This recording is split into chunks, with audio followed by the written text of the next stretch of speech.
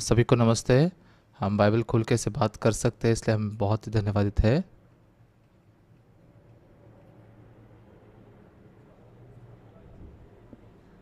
आज हम प्रेरितों के 3 अध्याय को ऐसे खोलने वाले हैं, तो कृपया करके प्रेरितों के 3 अध्याय को खोलिए। प्रेरितों के 3 अध्याय के 1 वचन से आगे हम पढ़ेंगे। पतरस और यूहन्ना तीसरे प्रहर प्रार्थना के समय मंदिर में जा रहे थे, और लोग एक जन्म के लंगड़े को ले आ रहे थे, जिसको वो प्रतिदिन मंदिर के उस द्वार पर जो सुंदर कहलाता है बैठा देते थे। वो मंदिर में जाने वालों से भीख मांगता था। जब उसने पतरस और यूहन्ना को मंदिर में जाते देखा तो उनसे भीख मांगी। पतरस ने यूहन्ना के साथ उसकी ओर ध्यान देकर कहा, हमारी ओर देख। अतः वह उनसे कुछ पाने की आशा रखते हुए उनकी ओर ताकने लगा। तब पतरस ने कहा, चांदी और सोना तो मेरे पास है नहीं, परंतु जो मेरे पास है वह तुझे देता हूँ। यीशु मसीह नासरी के नाम से चल फिर। पहले जब हम छोटे थे, हमारे पास में पैसे नहीं थे, लेकिन जब हमारे पास कुछ पैसे आते थे और पैसे को ऐसे जेब में रखते थे, तो उस समय से हमारी सोच बहुत बदल जाती थी। पहले मतलब रास्ते पर से गुजरते हुए बस ऐसे ही गुजर जाते थे, लेकिन जब पैसे होते थे तो ये भी छूना चाहते थे, वो भी छूना चाहते थे, ये भी खरीदना चाहते थे। ऐसे सोच बहुत ही उलझन भरे बन जाती थी। तो मुझे जिस चीज़ की ज़रूरत है उसे खरीदना चाहते हैं, उसे पाना चाहते हैं। पैसे नहीं है तो उसको देखते भी नहीं हैं। मतलब कभी कभी तो रास्ते पर सेल में बहुत ही सस्ते में चीज़ें बेची जाती है, ये सस्ती है बहुत, ये खरीदूंगा तो अच्छा होगा। लेकिन जब पैसे नहीं होते ना, तो उसे बस ऐसे ही पार करके चले जाते हैं। पैसे जब होते हैं ना, तो ये बातें बहुत ही अलग बन जाती है, सिर्फ पैसों के मामले में ही नहीं।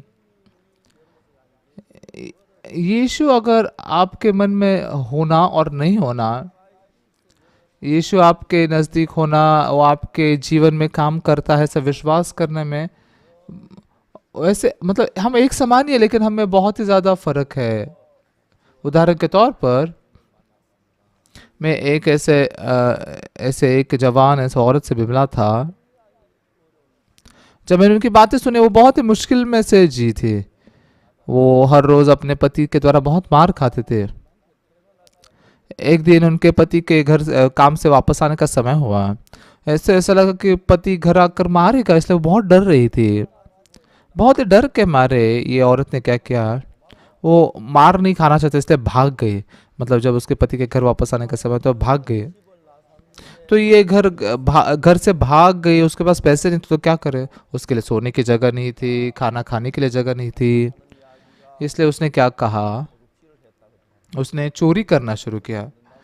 मतलब यीशु पर विश्वास करने वाले से व्यक्ति थे, लेकिन ये सारी चीजों ने इस औरत को बहुत ही ज्यादा मुश्किल और तकलीफ में डाल दिया। वो औरत रिट्रीट में आकर शाम की सभा खत्म होने के बाद में ऐसे संगति करने का जब समय होते थे, वो आए संगति करने के लिए, तो ये बातें वो बोलने लग गई। जब मैंने उनको देखा, लगभग वो मानसिक रोगी हो गए थे। उस दिन मैंने कुछ नहीं बोला, बस उनके मन में शांति दे सकने वाले से शांति भरी बातें मैंने उनको बताई, यीशु के बारे में बात करते हुए भी। उसके बाद में ये जो औरत थी, मैंने उनसे कहा कि आज आप जल्दी सो जाइए और आप आपके सोने की जगह पर जाकर सो जाइए। ऐसा मैंने जल्दी भेज दिया। कल शाम को प्रचार खत्म होने के बाद में आप यहाँ पर आई है, तो मैं आपसे लगातार बात करूँगा। तो इसलिए उस दिन मैंने उनको ऐसे भेज दिया। अगले दिन शाम को सभा खत्म होने के बाद में मैं वो औरत के साथ वैसे बैठा हुआ था। उसका मन बहुत ऐसे स्थिर हो गया, वो सो भी सकी थी। और मैंने उनको सुसमाचार पूरा प्रचार किया। ये चर्च में जाने वाली ऐसी औरत थी। चर्च में जाते हुए और चोरी करना पाप है, ये पता है, यीशु की वजह से ऐसा नहीं करना चाहिए। संसार के लोग तो बस ऐसे पार कर जाते, लेकिन इस बात को बहुत ही संवेदनशील थी। लेकिन मन में विश्राम पाने के बाद में वो बहुत ही अच्छा उसका मतलब व्यवहार हुआ। और उस दिन यीशु मसीह के लहू से पापों की क्षमा पाने के सुसमाचार को मैंने उसे प्रचार किया। तो यीशु पर विश्वास करना मतलब मतलब हमें झूठ नहीं बोलना चाहिए, गाली भी देना चाहिए, बुरा नहीं करना चाहिए, सब कुछ अच्छा करना चाहिए, ये सब बात उसके लिए बहुत बोझ बन गई थी।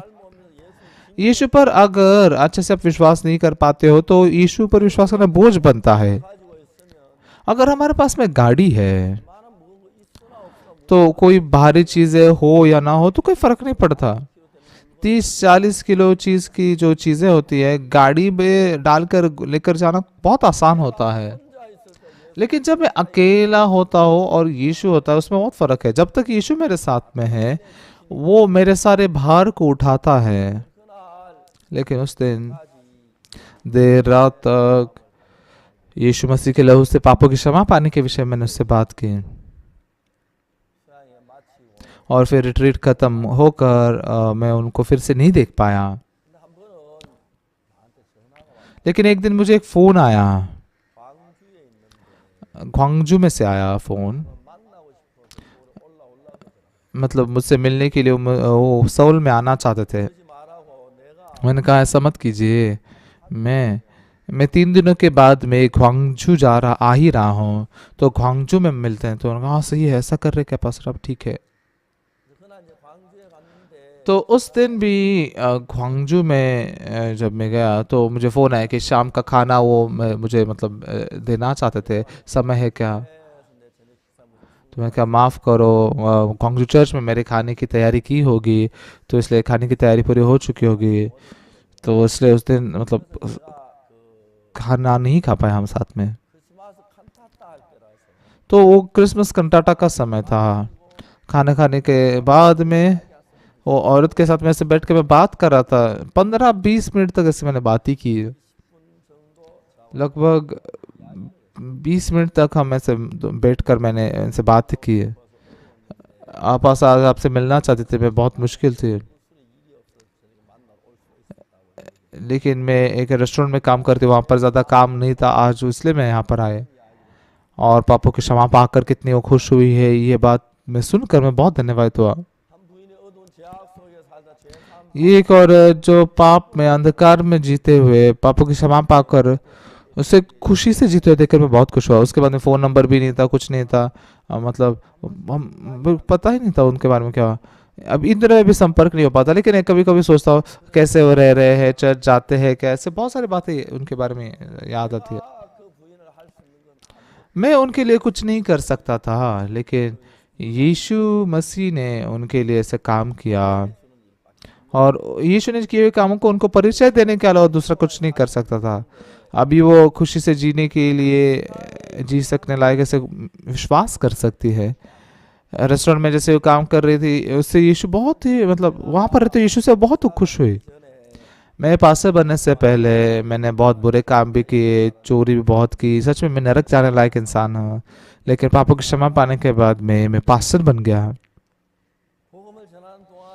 जब तक सुसमाचार प्रचार करते हो तो बहुत सारे लोग ऐसे निंदा करते हैं, झूठ बोलते हैं, झूठे इल्जाम लगाते हैं, इस प्रकार से कई बार बुरा भी लगता है। लेकिन पास्टर बनने के बाद में सबसे खुशी की बात क्या है, सच में मरने वाले लोग इस वचन को सुनकर जी जाते हैं। बिच्छू के द्वारा डसे हुए 6 यूहन्ना भाई, तो वचन वचन में थोड़े समय के लिए सुनकर उससे ताकत पाकर जीवित हुआ और ताकतवर रूप से जीने लगा।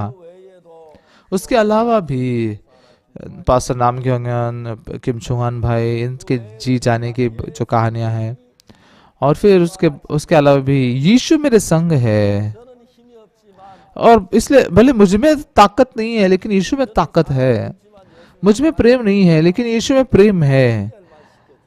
अगर मैं बस इससे जोड़ने का काम करता हूँ तो तब लोग बदल जाते हैं। ये देखकर मैं बहुत ही खुश होता हूँ।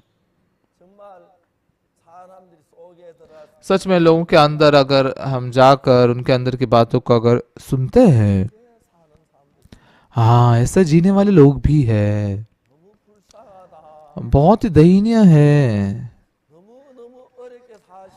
और बहुत ही मुश्किल में जी रहे हैं।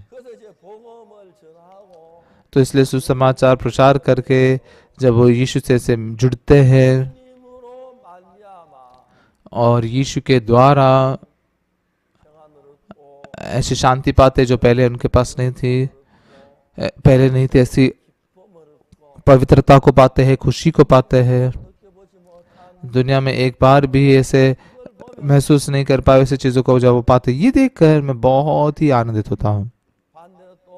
उल्टा जब आत्मिक जीवन अच्छे से जी रहे होते हुए भी ये वो ऐसे मुश्किलें जब आती है, तकलीफ और पीड़ा में पड़े हुए लोग भी होते हैं, तो उन उन मामलों को देख के भी ऐसा लगता है प्रभु के अंदर जीते हुए मेरे पास तो दूसरों को बदलने की ताकत नहीं है। मेरे पास दूसरों को बदलने की बिल्कुल ताकत नहीं है। एक बार जेल में मैं एक भाई से मिला। तो जेल में ये भाई जो था, ये वहाँ के कैदियों में से मुखिया था। तो इसलिए ये जो होता है ना, ये अब मधुमक्खी, 3 मधुमक्खी ऐसे लगाकर घूमते हैं ऐसे अपने शर्ट पे। अगर जेल में 2 ऐसे मधुमक्खी का चिन्ह लगाया जाता है तो वो जेल में कहीं पर भी घूम सकते हैं। तो जिसमें मधुमक्खी, मतलब एक जिसके पास मधुमक्खी हो तो किसी दूसरे मधुमक्खी वाले व्यक्ति के साथ में ऐसे मिलकर कहीं भी जा सकता है। तो उसको तो 3 ऐसे मधुमक्खियां दी गई थी। तो वो सबसे बड़ा वहां पर कैदियों का मुखिया था।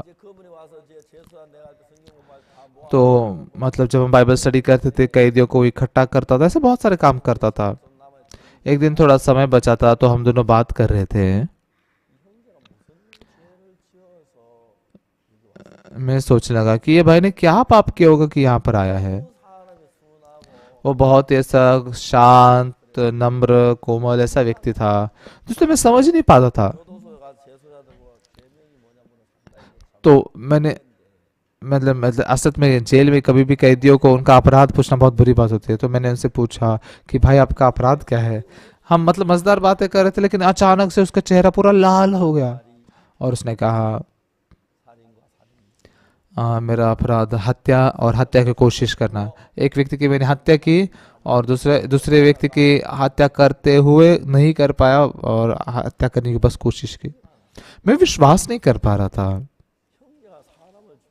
भाई आपने एक मनुष्य को मार डाला, ऐसा लगता है आप तो एक मक्खी भी नहीं मार सकते। मैं विश्वास नहीं कर पा रहा हूँ।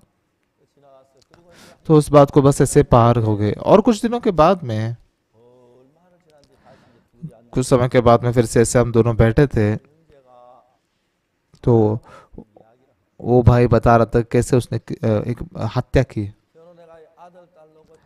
शादी करने के बाद में बेटा हुआ, बेटी हुई। वो गरीब थे लेकिन बहुत खुश थे। और कुछ समय बीतने के बाद में पता नहीं लेकिन क्यों उसकी पत्नी में, उसको ऐसा लगा कि मेरी पत्नी मुझे धोखा दे रही है।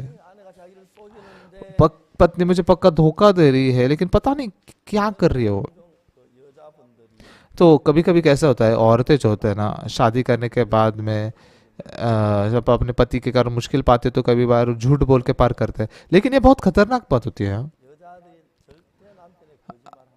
औरतों ने अपने पतियों से कभी झूठ नहीं बोलना चाहिए। अगर सच सच बताना चाहिए। मुश्किल जब गलती की है तो गलती को बोलना चाहिए। वो मुश्किल का उससे सामना करो, ठीक है, लेकिन झूठ बोलकर अपने आप को बचाने की कोशिश करते तो कई बार क्या होता है, आगे भी लगातार झूठ बोलते जाते हैं। और जब वो झूठ बोलते हैं तो पति जो होता है वो उन पर शंका करने लग जाता है। तो बहुत ज्यादा मुश्किल होती है पति पत्नी में। तो पता नहीं क्या, लेकिन ये पत्नी मुझे धोखा दे रही है ऐसा उसको लगने लगा। तो उसने सोचा क्या होगा, किस बारे में धोखा दे रही है। 6 महीने के बाद में पता चला कि पत्नी बाहर जाकर ऐसे नाचने के लिए जाती है। तो खुशी से नाचना मतलब बहुत अच्छी बात है ना, खुशी के मारे नाचना बहुत अच्छी बात है। अफ्रीका में अगर आप जाते हैं तो वो बहुत अच्छे से नाचते हैं। तो जब भी वो ड्रम का आवाज सुनते हैं ना, वो ऐसे नाचने लग जाते हैं। अफ्रीका में लोगों का बहुत ही मतलब विलाप बहुत होता है उनका। मतलब कि बेटे को मलेरिया होकर मर गए, ऐसे बहुत से दुख होते हैं, दुख। तो मन में ऐसे अंधकार और दुख जो होते हैं उसे कैसे भी करके मिटा नहीं सकते थे।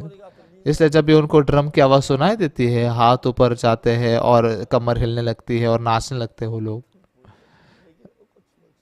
तो कुछ कुछ औरतें ऐसे होती है कि बच्चे को उठाकर ऐसे नाचते हैं। तो पीछे वो बच्चा जो उसके पीछे पीठ पे होता है वो उसका सिर ऐसे ऐसे ऐसे ऐसे घूमने लग जाता है। लेकिन ऐसे वो ऐसा नाचते हैं कि सांस भर जाते हैं। तब ऐसा नाचने से पूरा दुख भूल जाते हैं। तो इसलिए सच में अफ्रीका में नाचने की ज़रूरत है। तो हमारे देश में भी अगर ऐसा नाचते तो मतलब सब लोग अच्छे एक जगह पर इकट्ठा होकर स्पीकर से लगाकर आज नाचेंगे तो कितना अच्छा है। देखिए कोरिया में जो है क्लब में जाकर पराया आदमी के साथ में से नाचते हैं तो ये सही अच्छा नहीं होता। मतलब इसे अच्छा नहीं माना जाता जब नाचते हैं कोई नाचने के लिए जाता है तो पति ने अपने पत्नी को मतलब विनती भी की धमकी भी दी। लेकिन वो ऐसे छोड़ नहीं देते नाचने के लिए जाना छोड़ नहीं देते। और उसके बाद में उसको क्या पता चला कि इसकी जो बहन है पति की बहन वो इसे लेके जाते हैं। तो उसकी पत्नी तो जाना नहीं चाहती थी लेकिन वो पत्नी की बड़ी बहन आकर लेकर जाते उसको। तो ये भाई ने वो अपने उस पत्नी की बड़ी बहन के पास गया। वो अकेली थी तो वहां पर हो गया। उसने कहा कि हाँ आपसे मैं एक विनती करना चाहता हूँ। मेरी पत्नी को थोड़ा छोड़ दीजिए। उसे ले जाकर ऐसे नाचने के लिए मत चाहिए। तो फिर वो औरत ने क्या कहा बहुत ही ऐसे सख्ती से कठोरता से तुम कौन हो। तुमने मेरे बहन को ऐसा दुख देते और मुझे कहते हो ये करो वो करो।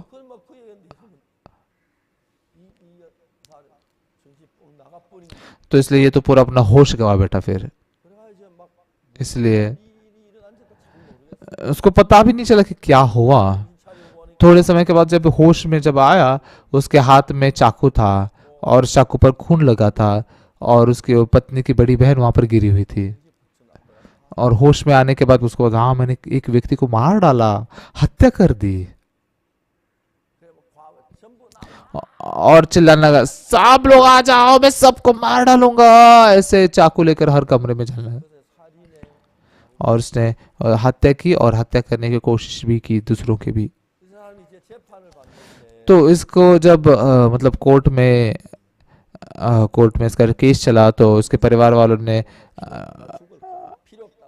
वहां पर एक वकील आया और वो उसने वकील को वो निकल चले जाओ अब मुझे इतनी जरूरत है वकील की मैं मर जाऊंगा ऐसे वकील को भेज दिया उसने। और तीसरा बार वकील जब आया तो वकील चिल्लाया तुम्हारे तुम्हारे लिए वकील का काम करके मैं पैसे कमाना चाहता हूँ ऐसा लगता है तुमको। तुम्हारे इस पैसे से मुझे खिलौना भी नहीं मिल सकता। तुम्हारे जीवन पर दया आती है इसलिए मैं ऐसा कर रहा हूँ तो फिर छोड़ देता हूँ तुमको मैं। तो वकील गुस्सा हो गया। तो ये घबरा गया। तो तो लोगों ने उसको बताया कि इसको वकील ले लो तो वो वकील के द्वारा वो बचाया जा सका। तो इस व्यक्ति ने मुझे क्या कहा मेरी एक ख्वाहिश है कि मैं जल्द से जल्द बाहर जाऊं। मेरा जीवन तो खत्म हो चुका ही है। जल्द से जल्द बाहर जाके मैं बदला लूंगा। मेरे जीवन को ऐसे बनाने वाले वो लोग जो है वो जब जेल में था 1 महीने के बाद पत्नी ने तलाक के कागजात लेके और तलाक पर ऐसे स्टैंप लगाया। और उसने कहा कि एक ख्वाहिश है मेरे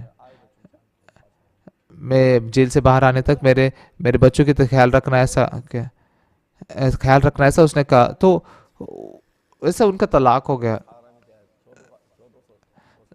तो इसलिए जेल में सबसे बेहतरीन ऐसे व्यक्ति बन गया वो बहुत मतलब वहाँ के कैदियों का मुखिया बन गया। उसने सोचा जल्दी से यहाँ से निकलना चाहिए बाहर मैंने। तो जल्दी से जल्दी जाकर मेरा जीवन तो खत्म हो गया लेकिन उन लोगों को सबको मार डालूंगा मार डालूंगा। तो मैंने उससे कहा क्यों ऐसा सोचते हैं आप पास्टर मेरे जैसा इंसान बाहर जाने के बाद में मैं एक हत्यारा हूँ तो कौन मुझे काम देगा नौकरी देगा क्या कर सकता हूँ मैं मेरा तो जीवन खराब ही हो चुका है। इस तरफ उसका मन खींचा गया नहीं अभी सब खत्म हो चुका है खत्म हो चुका है। मैंने शांति से उनसे कहा आपका बेटा बड़ा होकर कॉलेज को जब पास करेगा उसको एक बुक लेकर जाइए और बोलिए कि बेटे तुम्हारा पिता बहुत गलत मार्ग पर चला, अंधकार के मार्ग पर चला, लेकिन तुम कॉलेज से ग्रेजुएट हो रहे हो, मैं बहुत ही खुश हूँ।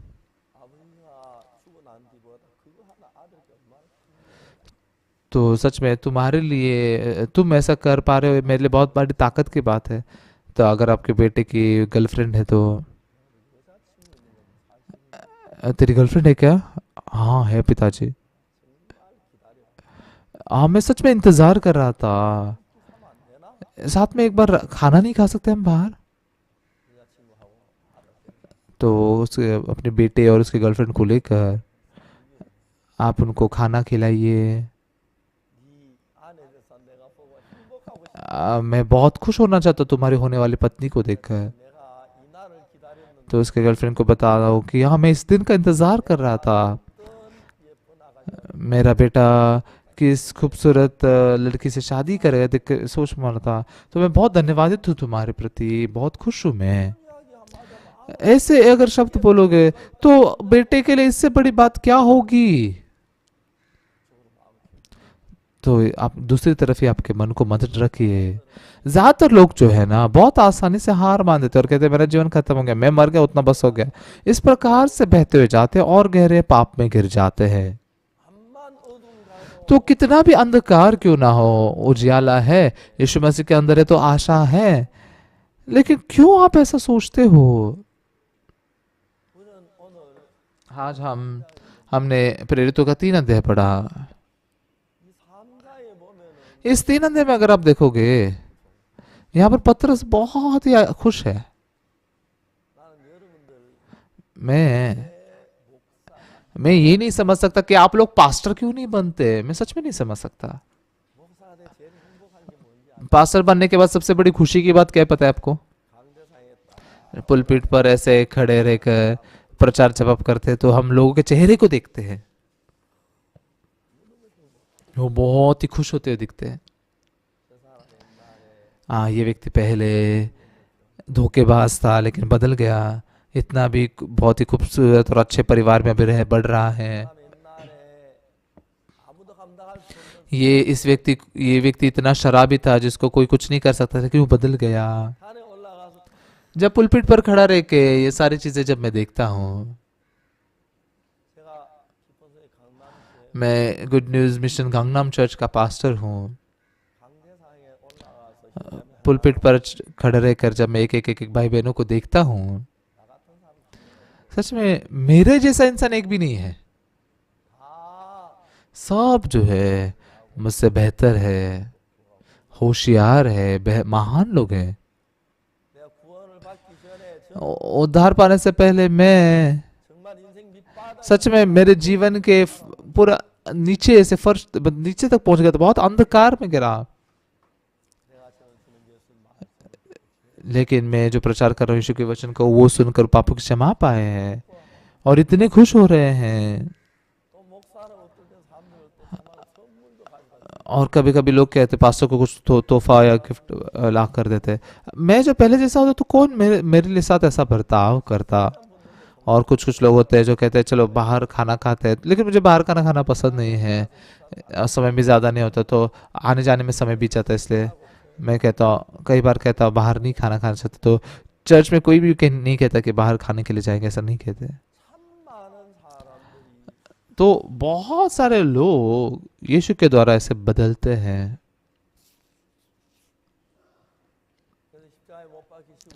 यीशु मसीह क्रूस पर चढ़ाए जाने के बाद जब पुनरुत्थित हुआ, वो स्वर्ग पर चढ़ा। स्वर्ग में से जब उसने देखा कैसे पतरस से इस लंगड़े को चंगा कर रहा है, हमारी ओर देख, चांदी और सोना मेरे पास तो है नहीं, लेकिन जो मेरे पास है मैं तुझे तो नासरी यीशु के नाम से उठ और चल फिर। तो कितना खुशी की बात है ना ये। एक बार मैं उल्सान में सेमिनार खत्म करके रात के 10 बज के गए थे। मैं गाड़ी में बैठकर ऐसे सौल में जा रहा था। उल्सान से सौल में रात को मतलब जल्दी जा सकते हैं, लेकिन 4 घंटे लगते हैं। तो रात को 2 बजे के बाद मैं पहुंचूंगा, इसलिए सोने का समय थोड़ा सा अजीब होगा, इसलिए मैंने कहा कि थोड़ा सो कर जाते हैं। तो पूरे कोरिया में तो हमारे चर्च है, हर एक शहर में हमारे चर्च है, तो कहीं भी जाके तो सो सकते हैं हम। तो देगू में हमने सोने के लिए सोचा, लेकिन हाईवे पर बातें करते करते हम वो देगू को पार करके गए। उसके बाद घूमे में था, तो घूमी में फ़ोन करके मैंने घूमी के पास्टर को फ़ोन किया, पास्टर आपके यहाँ पर आज रात को मैं सो सकता हूँ क्या? तो उन्होंने कहा हाँ हाँ आइए। तो इसलिए घूमी में जाकर हम सोए। तो सुबह जल्दी से उठकर छिप छिप कर भाग के जाना चाहता था। बैग पकड़ कर दरवाजा खोला ही तो आश्चर्यचकित हुआ कि वो चर्च के पास्टर सामने ही खड़े थे। मतलब अक्सर ऐसे सुबह सुबह से छुप कर मैं चला जाता हूँ, इसलिए वो मुझे पकड़ने के लिए खड़े थे वहाँ पर। तो उन्होंने कहा पास्टर आज भोर में आप वचन प्रचार करके जाइए। तो भोर की सभा मैंने वचन प्रचार किया। तो मतलब प्रार्थना करके वचन प्रचार करने के लिए जब मैं गया, वचन प्रचार खत्म हुआ, वहां पर एक घड़ी के नीचे एक लड़की थी। वो व्हील चेयर पर बैठी हुई थी। मतलब आमतौर पर लड़के ऐसे भोर के सभा में नहीं आते, तो मैं उसके नजदीक गया, खत्म हो गया। तो मैंने उससे मजाक किया, दूसरे लोग कुर्सी पे बैठे, तुम क्यों व्हील चेयर पे बैठे हो? व्हील चेयर में बैठना इतना मजेदार है क्या? ऐसा मैं बात करने लगा। वो लड़की 19 साल की थी और हाई स्कूल के तीसरे साल में थी। उसका नाम छेसुयन है। उसने कहा कुछ समय के बाद में उसके पैरों में कोई संवेदना नहीं थे। उसने कहा माँ मेरे पैरों में कोई संवेदना नहीं है, ठीक होगा ना? तो वो धीरे धीरे करते उसके घुटने तक ऐसे, फिर पूरा पैर भर में कोई भी संवेदना नहीं रहे। वो पेशाब नहीं कर सकती थी, ना ही संडास कर सकते थे। कभी कभी ऐसे मशीन लगाकर ऐसे मतलब मशीन से निकालना पड़ता था, और संडास को निकालने के लिए उसके पेट को माँ बहुत दबा के ऐसे। तो उसके जो रीढ़ की हड्डी की जो नस थी वो नस खराब हो गई थी, इसलिए वो मर जाएंगे ऐसा लोग कहते थे। 19 साल की उम्र, जो बिल्कुल एक फूल के समान है, जो ऐसे उम्र है, बहुत ही वो सुंदर थी, बहुत ही ऐसे प्यारी थी। लेकिन वो इस प्रकार से थी, ये देख बहुत बुरा लगा। हाँ, मेरे अगर मन के अनुसार होता तो इसको मैं बचाना चाहता था, जिलाना चाहता था, ऐसा मन मुझ में आया। तो इसलिए मैंने उससे कहा सुयन मेरी बात को ध्यान से सुनो। बिजली जो है ना, बिजली के तारों से बहती है, लेकिन बिजली बिजली के तारों से बहती है, तो बिजली जो तार जोड़ने पर बिजली कहीं भी जा सकती है। लेकिन यीशु यीशु यीशु मन में से मन तक बहता है। अगर तेरा मन यीशु के मन से जुड़ जाएगा तो यीशु का मन तेरे मन में बह पाएगा। फिर यीशु अगर तेरे मन से मिलेगा, यीशु तेरे अंदर प्रवेश करके काम करेगा, तो फिर ये रीढ़ की हड्डी की जो बीमारी है कुछ भी नहीं है। ऐसे मैंने उसको समझाया। और उसके बाद में यीशु के साथ में एक मन कैसे होता है, ये मैं तुझे सिखाता हूं, तुम ऐसा करो एक बार। यीशु जब इस संसार में जिंदा था, अंधा व्यक्ति हो या फिर लंगड़ा हो या फिर कोई वैसे लंगड़ते चलता हो या फिर दुष्टात्मा ग्रस्ती हो, उसने एक बार भी ऐसे बीमारों को देखकर अनदेखा नहीं किया, उनको चंगा किया, उनकी मदद की ही। यीशु कल आज और हमेशा युगानुयुग एक समान है। वो यीशु अभी भी जब वो तुम्हें देखता है, तुम ऐसा तो रीढ़ की हड्डी के इन्फेक्शन से मर रही हो, तो मतलब एक गिलास को पकड़ कर पानी भी नहीं पी सकते थे। उसके नस से पूरे रीढ़ की नसें मर चुकी थी, वो कुछ भी नहीं पी भी नहीं पाती थी। तो मैंने उसे कहा यीशु तुमसे प्यार करता है और वो तुम्हें चंगा करना चाहता है। तो हम सेहतमंद व्यक्ति जब बीमार होते हो, यीशु की नजर में कितने दयनीय दिखते हैं। वो हमें चंगा करना चाहता है, लेकिन किस मन से तुम यीशु के साथ एक हो सकती हो? यीशु मेरी बीमारी को चंगा करेगा। उसने अंधे को चंगा किया, लंगड़े को चंगा किया। कैंसर को चंगा करने वाला यीशु है, तो वो यीशु मेरी बीमारी भी चंगा करेगा।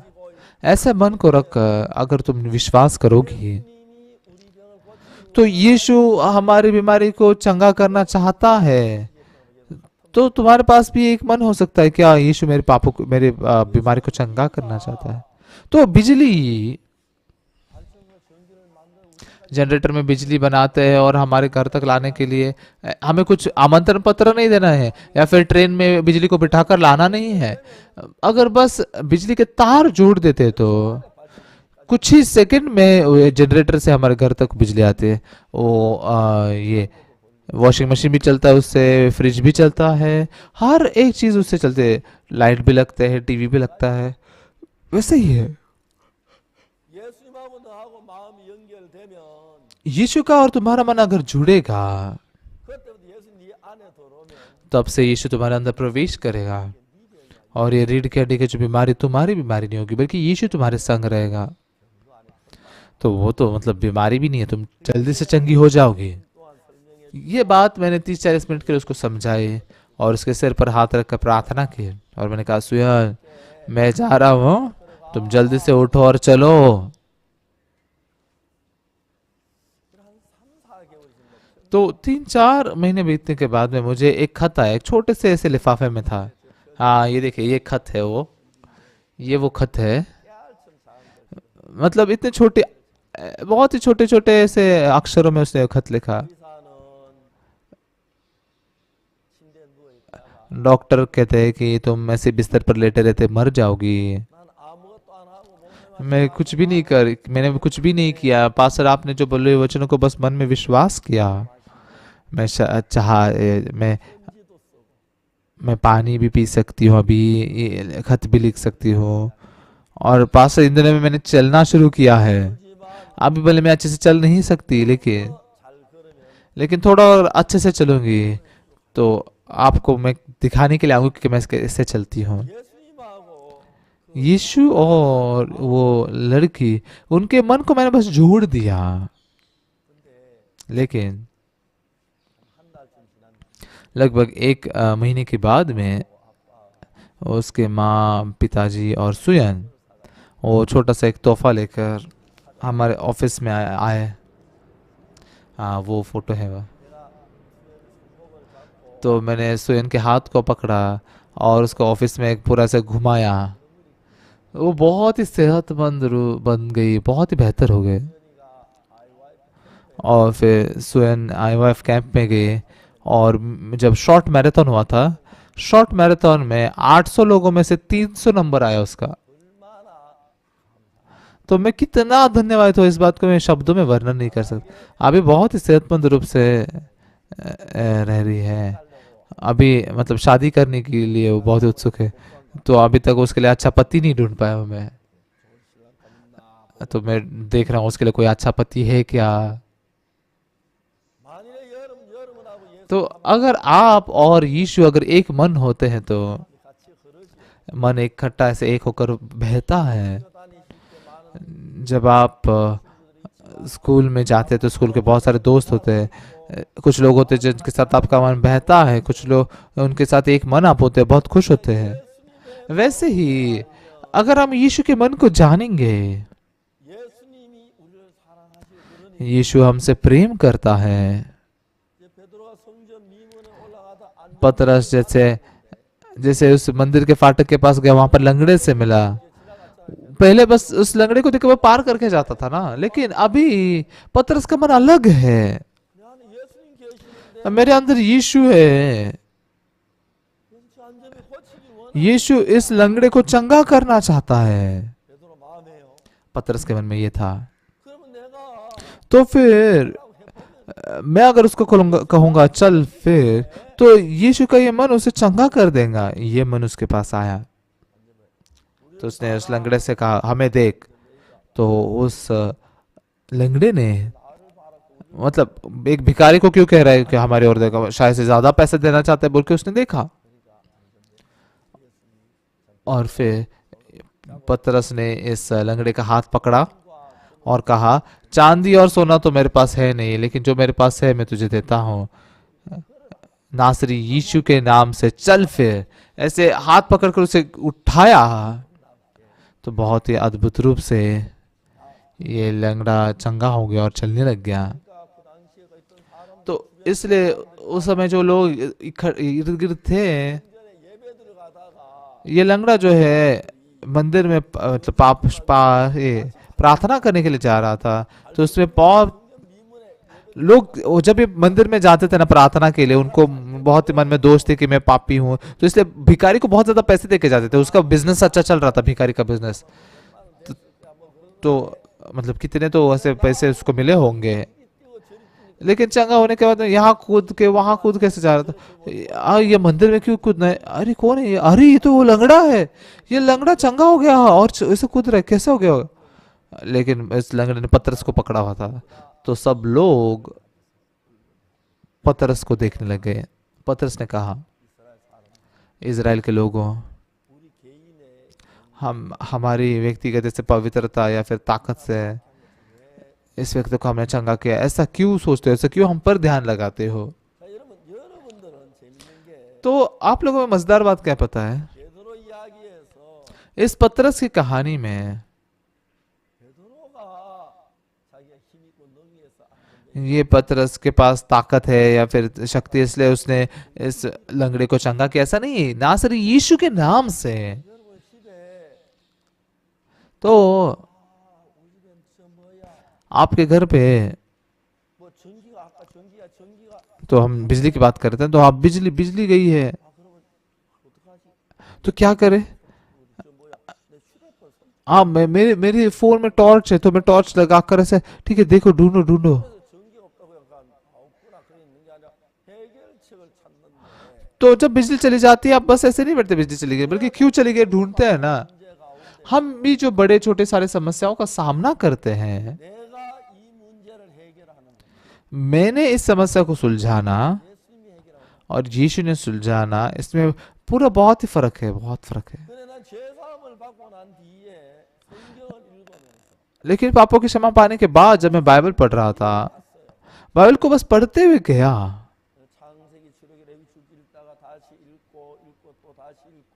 तो उत्पत्ति से प्रकाश कहते लगातार पढ़ते पढ़ते पढ़ते पढ़ते गया, 10 बार पढ़ा, 20 बार, 30 बार, 40 बार, 50 बार, 60 बार, ऐसे पढ़ता गया।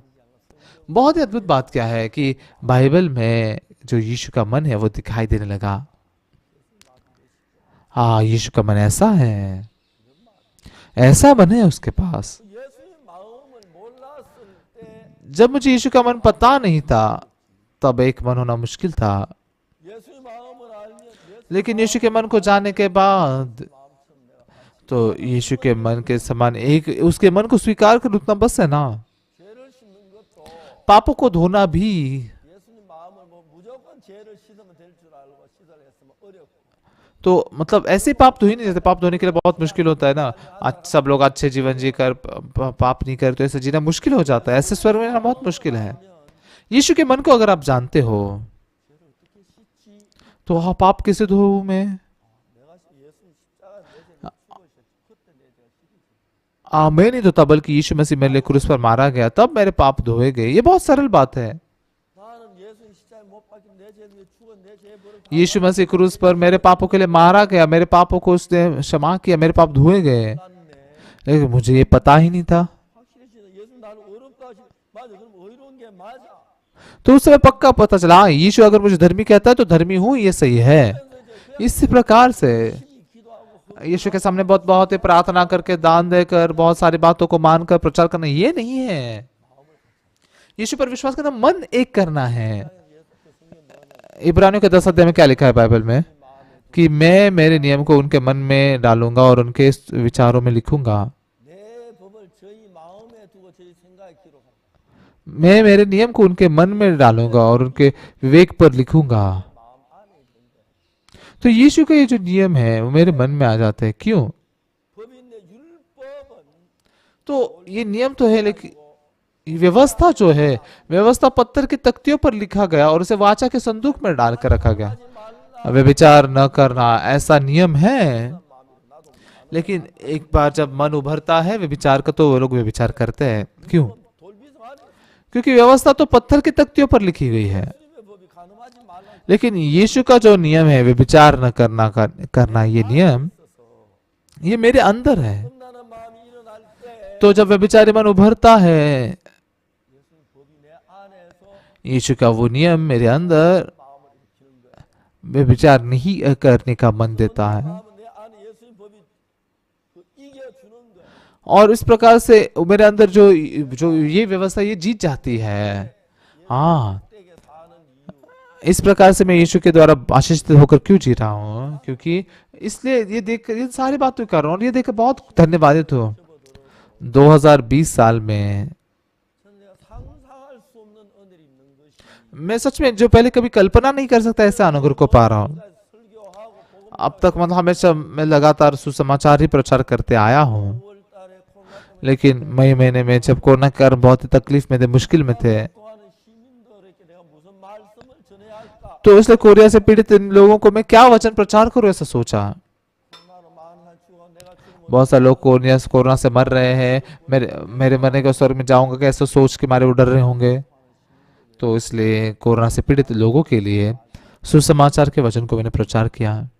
사람들이 제일 중요한 게 예수 믿는 죽을 때 문제가 तो मनुष्य के लिए सबसे महत्वपूर्ण बात क्या पता है? 내가 많은 यीशु मसीह पर विश्वास करने वाले लोग मरते समय सोचते हैं मुझ में बहुत पाप है, मेरे पाप को धोए बगैर मैं कैसे धो सकता हूँ, मेरे पाप में मेरे मन में पाप है, मैं अगर ऐसे जाऊंगा तो मैं मर जाऊंगा, मेरे पाप धोए जाने चाहिए फिर स्वर्ग में जा सकता हूँ। इस प्रकार की बहुत प्रकार की सोच आ रही थी। 성경을 읽어보니까 लेकिन जब बाइबल को पढ़ा 내가 그들의 죄악을 사업하지 그것을 기억지 않아. मैं उनके पापों को फिर कभी स्मरण नहीं करूंगा और उनके अधर्म को क्षमा करूंगा। परमेश्वर कहते हैं वो हमारे अधर्म को क्षमा करेगा और पापों को स्मरण नहीं करेगा। कौन? मैं नहीं, मैं परमेश्वर परमेश्वर परमेश्वर कहता है कि मैं उनके अपराध को क्षमा करूंगा और उनके पापों को फिर कभी स्मरण नहीं करूंगा। यहोवा की यह वाणी है। सही है ना? यहोवा की यह वाणी है। 자, 이 성경을 보면은 इस बाइबल के वचनों को जब हम देखते हैं, 하나님 내 죄를 사업하지 내 죄를 기억지 않는다. परमेश्वर कहता है कि वो मेरे पापों को क्षमा करेगा, मेरे अधर्म के कामों को फिर स्मरण नहीं करेगा। 기억지 않으시면 परमेश्वर अगर मेरे पापों को स्मरण नहीं करेगा तो नहीं करेगा। लेकिन वो कहते हैं मैं उनके अधर्म को क्षमा करूंगा और उनके पापों को फिर कभी स्मरण नहीं करूंगा। यहोवा की यह वाणी है। 어느 날 하나님하고 나하고 마주 एक दिन परमेश्वर और मैं ऐसे आमने सामने खड़ा रहा, आमने सामने खड़े रहे। 하나님 죄인입니다. परमेश्वर मैं पापी हूँ ऐसे मैंने कहा। 다 사했어. परमेश्वर कहता है मैंने तेरे पाप सब धो दिए। तो मैं क्या जवाब दूं? परमेश्वर मैं पापी हूँ ऐसा बोलना नहीं। क्या आपने पाप धो दिया? हाँ मैंने धो दिए। 성경이 하나님 말씀이잖아요. 그죠? बाइबल ये परमेश्वर का वचन है ना, बाइबल परमेश्वर का वचन है। 하나님 내 모든 죄를 사했다고 기록. परमेश्वर ने मेरे सारे पाप धो दिए ऐसा लिखा है। 그럼 내가 아니 तो फिर नहीं, मैं पापी हूँ, मैंने चोरी की, मैंने झूठ बोला, मैंने लड़ाई की, मैं पापी हूँ। 나는 죄인이라고 싸우고 मैं पापियों से झगड़ा करके, लेकिन यीशु झगड़ा कर रहा है कि मैंने तेरे पापों को धो दिया है, तो मैं क्या यीशु पर जीत सकता हूँ? नहीं ना, तो मैं हार ही जा सकता हूँ। तो इसलिए मेरे पाप धो ही गए जाते हैं। 예수의 죄를 사했다는 अगर यीशु ने मेरे पापों को धोया तो धोया है, यही सही है। 죄를 사하려고 할 필요가 없는 मुझे पाप धोने की कोशिश करने की जरूरत नहीं है। 사했다 그냥 믿음. 아 यीशु मसीह ने मेरे पाप को धोया तो धोया ऐसे विश्वास करना। हाँ धोया आपने मुझे प्रभु, हाँ धोया, मैं विश्वास करता हूँ। फिर इतना बस है ना। 그것이 예수를 믿는 거. ये यीशु पर विश्वास करना है। यीशु ने अगर पाप धोए तो विश्वास करना है, नहीं धोए तो नहीं धोए ऐसा विश्वास करना है।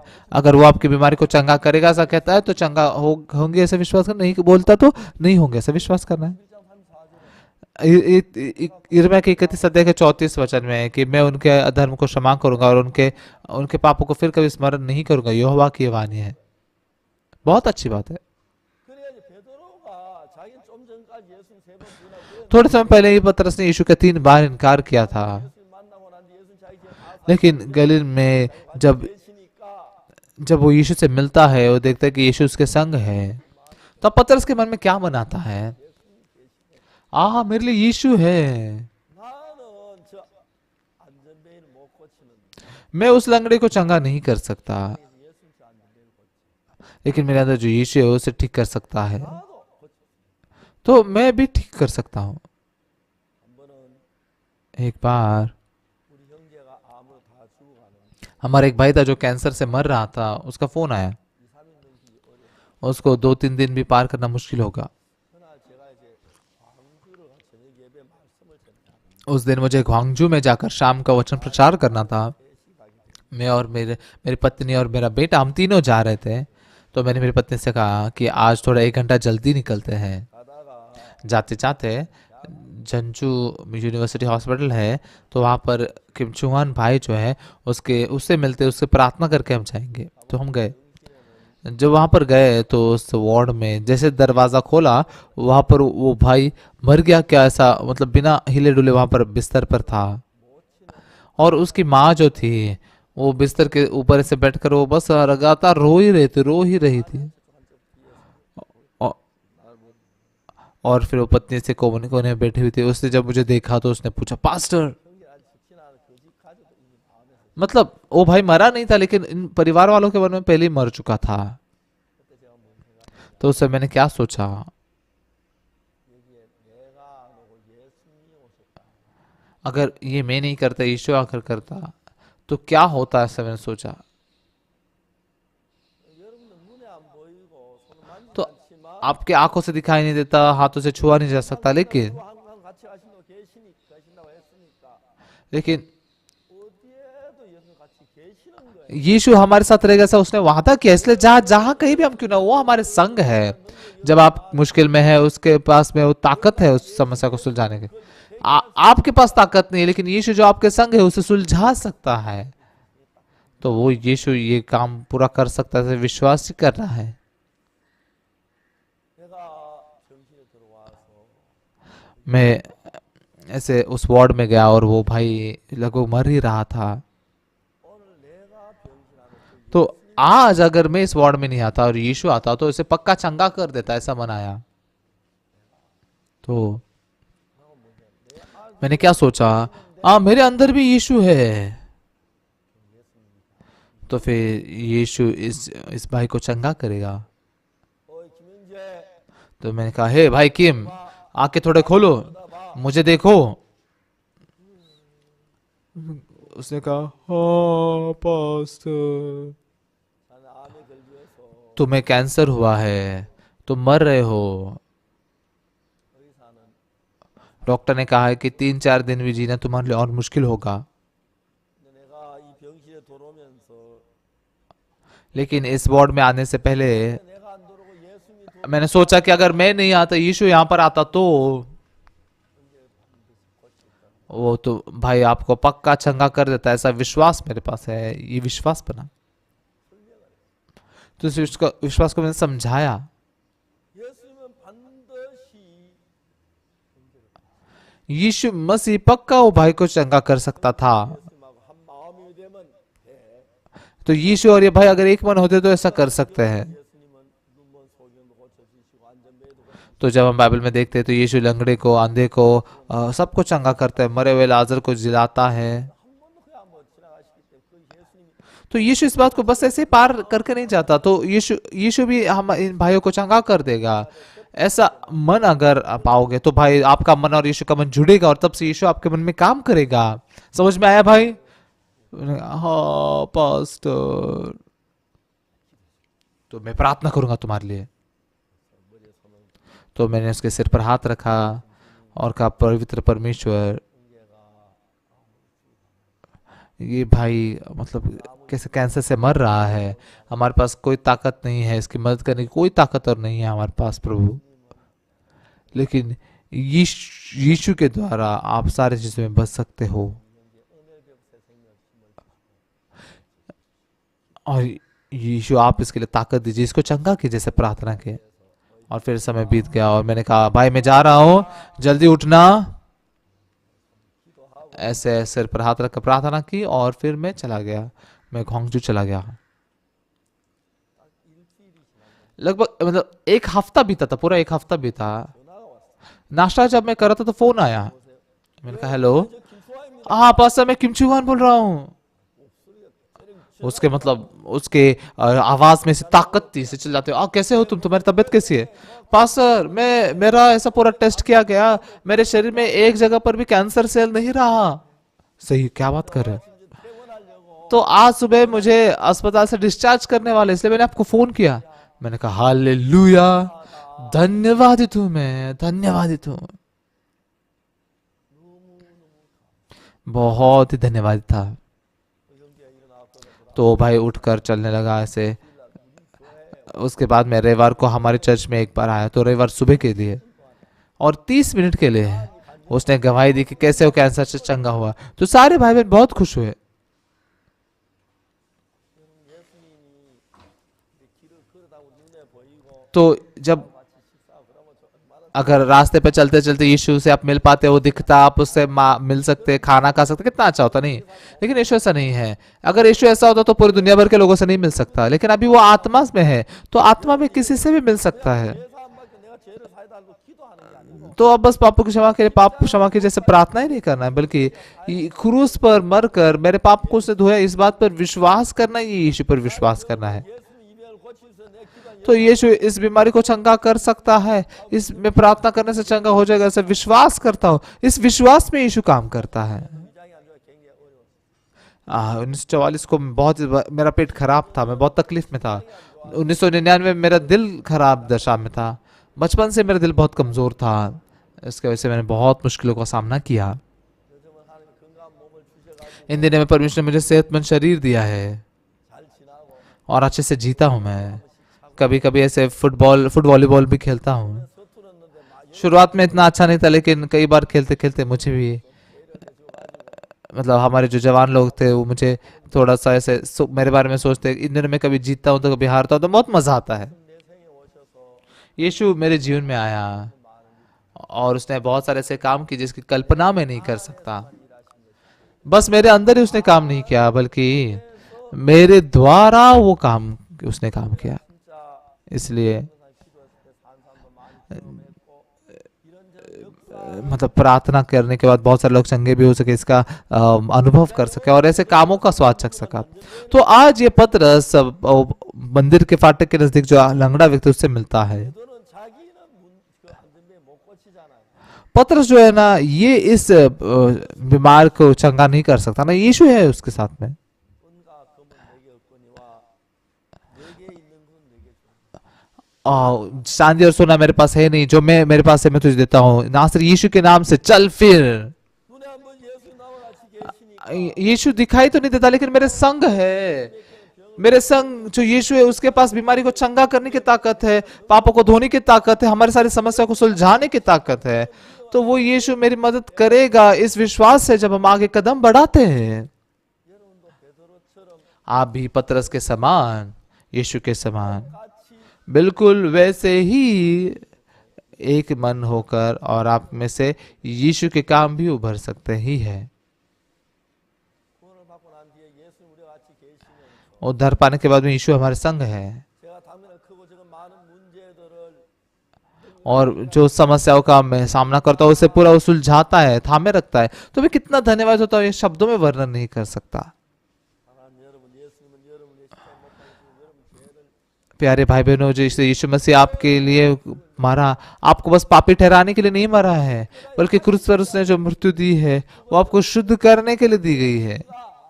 तो जब वो मारा गया, उसके लहू ने हमारे सारे पाप को धोया। मैं पापी ऐसा नहीं कहना है, मैंने बहुत सारे पाप किए, लेकिन यीशु मसीह ने मेरे पाप क्रूस पर धोकर मेरे पाप धोए गए। इस बात को जब विश्वास से स्वीकार करते हैं, तब यीशु आपके अंदर जीवित रहकर काम करता है। 내가 특별한 사람이 아닌데 मैं कोई विशेष व्यक्ति नहीं हूँ, 기도에 다 죽어가는 사는 것도 많이 봐 लेकिन प्रार्थना के द्वारा बहुत लगभग मरने वाले लोगों को जिंदा बचते हुए देखा, बीमारियों को चंगा होते हुए देखा, 또 하나님 내 크고 작은 많은 문제 और मेरे छोटे बड़े सारे समस्याओं के सामने परमेश्वर ने उसे सुलझाया, ये भी देख सका। 이제는 예수님보다 अभी यीशु से ज्यादा और मूल्यवान कोई चीज नहीं है, यीशु से ज्यादा और मूल्यवान कोई नहीं है। 함께 동행하면서 यीशु के साथ में चलते हुए 그냥 수십 년 동안 세월을 पिछले कितने तो सालों सालों का समय बीतता आया है। मैं कुछ नहीं कर सकता था, लेकिन परमेश्वर ने बहुत सारे लोगों को पापों की क्षमा को जानने दिया। 인생이 변화 उनकी बीमारी से वो चंगे हुए, उनका जीवन बदल गया। ऐसे कई बार मैंने अनुभव किया है। ये मैंने नहीं किया, बल्कि मेरे अंदर यीशु है, उस यीशु ने ये काम किया है।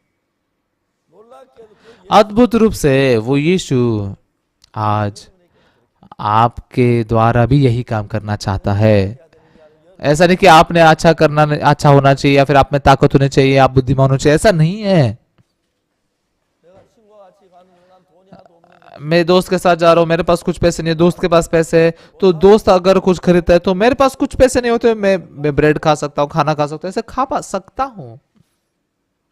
놀라운 예수님 बिल्कुल ऐसे ही अद्भुत यीशु अगर मेरे संग है, 예수님의 능력이 내 것이 되고 वो यीशु का सामर्थ्य मेरा बनता है, 거룩함이 내 यीशु का पवित्रता मेरी बनती है, यीशु की धार्मिकता मेरी बनती है, 예수의 지혜가 내 것이 यीशु की बुद्धिमानी मेरी बनती है, यीशु का प्रेम मेरा बनता है। 예수님의 사랑 मुझ में प्रेम नहीं, लेकिन यीशु का प्रेम प्रकट होकर वो प्रेम कर सकता है। 있고 예수의 능력 तो बुद्धिमान जो ने बुद्धिमानी पा सकते हैं। तो यीशु मतलब ताकत रूप से हमें से जीने लगाता है। तो प्यारे हमारे यीशु, 옛날에 베드로가 아니야. तो अभी ये पतरस जो है ना, पहले का पतरस नहीं है। 예수님 만나고 난 गलील के समुद्र पर यीशु से मिलने के बाद, मेरे भेड़ों को चरा, मेरे भेड़ों की देखभाल करिए वचन सुनने के बाद, अभी ये पतरस पहले का पतरस नहीं रहा। 예수님이 함께 하시는 ये वो पतरस है जिसके साथ यीशु संग है। तो यीशु की ताकत इसमें आकर काम करती है। यीशु का प्रेम अगर मेरे मन में काम करता है, तो यीशु ने की उसी उसी ताकत से, अगर आप उसकी ताकत पर विश्वास करते हैं तो आप ऐसा कर सकते हैं। आप भी पतरस के समान यीशु पर विश्वास कीजिए। पिछले कई सारे सालों से 내 자신에게도 예수 역사에서 मेरे खुद के लिए भी यीशु ने काम किया और मुझे ऐसा जीवन जीने दिया, 다른 예수 역사 내가 और दूसरे लोगों के लिए भी यीशु को काम करते मैंने देखा। मैं इतना काम उसने किया कि जिसकी कल्पना भी नहीं कर सकता। 십자가에 못 박히는 우리 모든 죄를 사하셨고 क्रूस पर मारे जाकर हमारे सारे पापों को उसने खत्म किया, और हमारे संग रहते हुए वो सामर्थ्यशाली प्रभु आपके अंदर है। वो आपकी मुश्किलों में वो आपकी मदद करना चाहता है, आपकी सुरक्षा करना चाहता है, आपकी बीमारी को चंगा करना चाहता है। वो उस यीशु पर आप विश्वास कीजिए, उसको बोलिए, उसके साथ एक मन होकर, और आपके द्वारा भी यीशु के काम अगर उभरते हैं तो अब एक छोटा यीशु बनकर इस संसार को प्रकाशित करने वाले ऐसे कार्यकर्ता बनोगे, ऐसा पक्का मैं विश्वास करता हूँ। पिछले बहुत सारे सालों से, विशेष करके 2020 साल में, परमेश्वर हमारे द्वारा पूरी दुनिया भर में बड़े बड़े सुसमाचार के कामों को पूरा कर रहा है, देख सकता हूँ। मैं इस बात को तो कर नहीं सकता, लेकिन यीशु करने के बाद में बेहतरीन सुंदर रूप से उसे पूरा हुए। वो यीशु आपके संग है, उसने आपके पापों को क्षमा किया, उसने आपके पापों को धोया। इस बात पर अगर विश्वास करके उस यीशु के द्वारा आप काम करोगे तो निश्चित ही आप परमेश्वर के सामर्थ्यशाली कार्यकर्ता बनोगे। आपके द्वारा यीशु प्रकट होगा और आप अनुग्रह पाओगे। ऐसा मूल्यवान काम होंगे, ऐसा विश्वास करता हूँ। धन्यवाद। अगली बार हम फिर आपसे मिलेंगे। धन्यवाद। अलविदा। फिर मिलेंगे।